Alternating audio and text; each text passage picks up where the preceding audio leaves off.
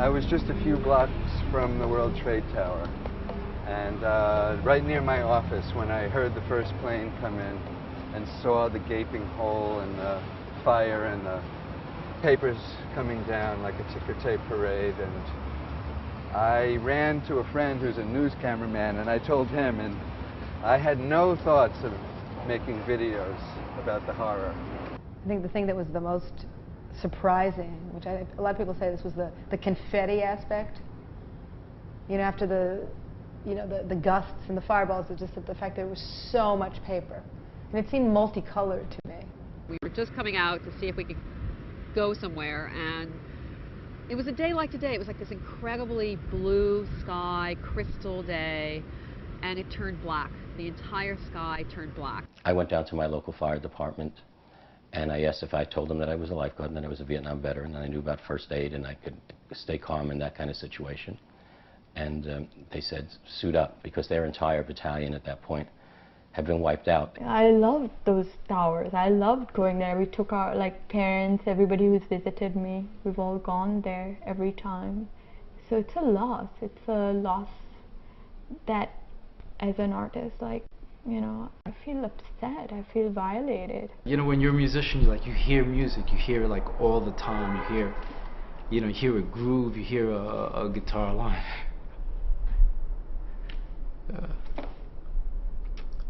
But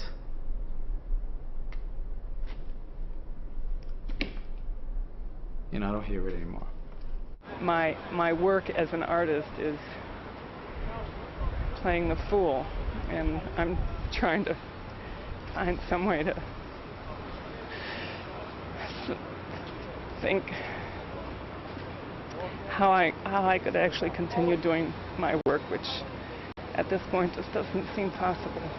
If you think about all these artists that continue to make art in the Second World War, there are artists that continue to make art in concentration camps. So for me to continue painting in my Soho loft is not really that challenging. You know, I'd been in war before. I'd been in the Gulf War. I'd been in Mozambique. I've been to Angola. And, you know, it's different when you get hit at home. Very, very different.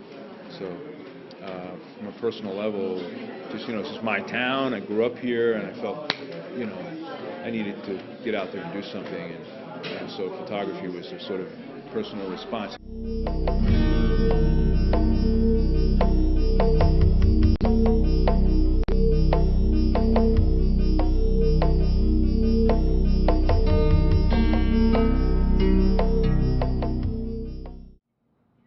This person came in last week. I was on the phone when she came. She came and looked around every painting very slowly. And when she left, she goes, I know what that painting's about. She pointed at this painting. Do you want to tell me? I said, no, you tell me what it's about. And she said, it's about the towers. And I said, what? And she goes, well, the grid. The grid is the building. And those are the spirits of the dead people. And I just kind of, I was horrified by that interpretation, because it's completely not about that. But then I had to wonder, hey, I've never made a black painting before, I've never made a painting that looks like this in any way before. I don't see that work will become more political, in that respect. It still plays with those notions, but definitely I think there is it's no longer just one or the other, or black and white. There is a lot of gray matter, and there's a lot of in between, and I personally would be a happier person if there is more thorough debates and more thorough discussions, and everything goes in depth than just skimming the surface.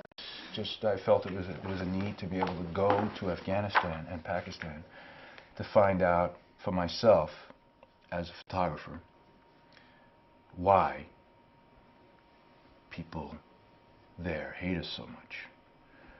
And so that's the main purpose of me going. Oh my God! Look! Look! I am back to making art. Life is filled with tragedy and comedy. And in this particular moment, there was a tragedy. And I am working with comedy and tragedy within the performance. I was working at Business Week magazine as a photo editor, and I had come in early, and I passed the cafeteria, and there was a TV on. I saw the story of the shower, and the September 11th, I was